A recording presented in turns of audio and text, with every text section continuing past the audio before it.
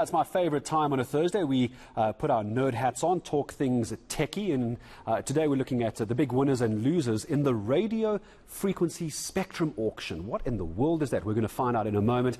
And if you're one of those people who like to use Apple products, you might want to stick around. You're going to have to spend a lot more money to stay up to speed with everything they've got. MyBroadband editor Jan Vermulen joining us this morning. Jan, hello to you. So broadband spectrum, very, very important. But tell me why we need to worry about this so much.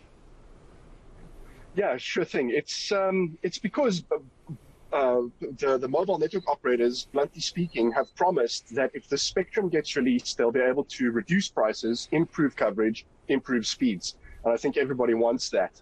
But while the auction process is ongoing, so we had our first, they call it the opt-in round, happening earlier in the week on the 8th. Today, the main stage of the auction is happening. So we've already got our first round of winners of spectrum, but that doesn't mean that everything's going swimmingly. There's court cases and all kinds of things still pending that could upend the whole process. But regardless, our regulator has decided to forge ahead with the auction, and Telkom and Rain have put down 2.7 billion rand on the table to bid for spectrum that they desperately want. So the first round of the spectrum auction was only available to smaller operators. So Vodacom and MTN were excluded, and now the main stage, the main event, starts today. So government's hoping to raise at least 8 billion rand out of the whole spectrum, but with Telkom and Rain already dropping 2.7 billion in the first round, I think 8 billion is going to be easy.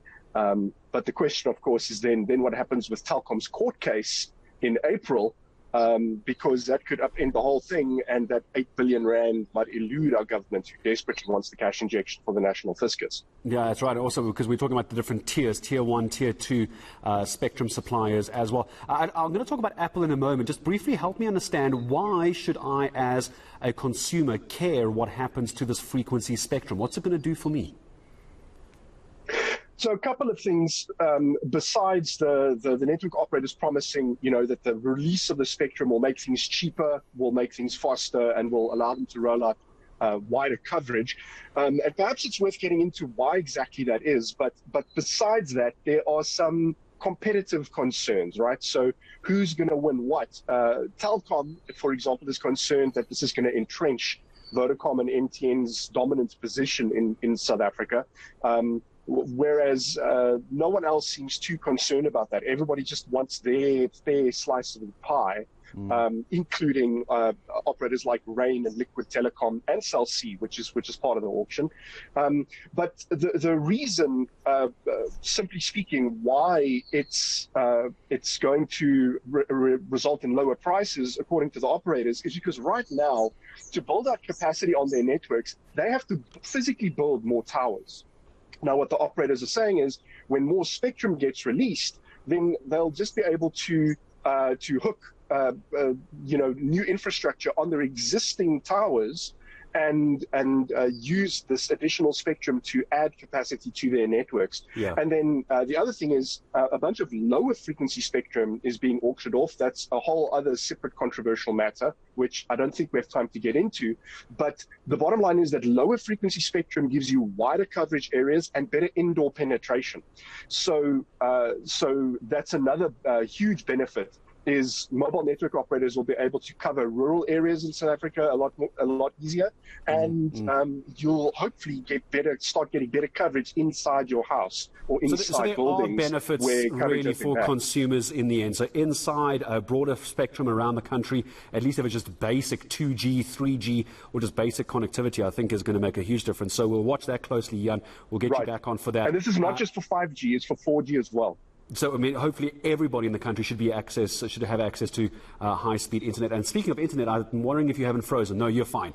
Okay, why is Apple going to keep taking more of my money? Here, Apple, take my money. What am I buying now?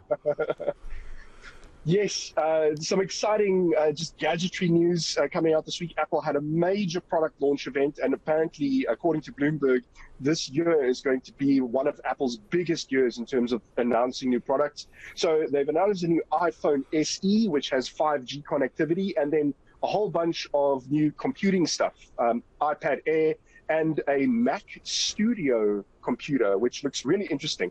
It looks like a Mac Mini, for those who are familiar with it. It's like a little cube of a PC, except where Mac Minis were kind of downscaled versions of Mac's computers, the Mac Studio promises to be some of the most powerful computing hardware they've ever built.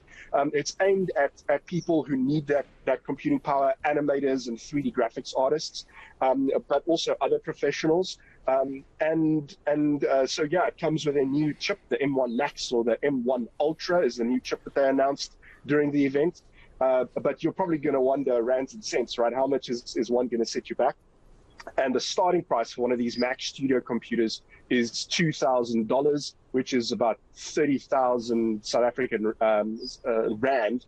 But that's excluding VAT, because US prices exclude sales taxes and excluding all the duties and stuff that are supposed to be levied on computing products when they land in South Africa. So that 30,000 rand is a direct conversion. You have to add 15% for VAT, and you have to add for duties and shipping as well. So you're looking at quite a hefty amount of money for one of these devices. Well, I expect Jan Vermulen from Broadband to have this before we go out and buy it. I'm sure he's going to be reviewing one of these things long before we go and spend our money on it. But as always, Jan, I really appreciate your time speaking to us. MyBroadband editor from a beautiful Umhlanga, but he has no power, so I don't feel too bad joining us from Umhlanga this morning. Jan Vermulen, MyBroadband editor, joining us. Tumza.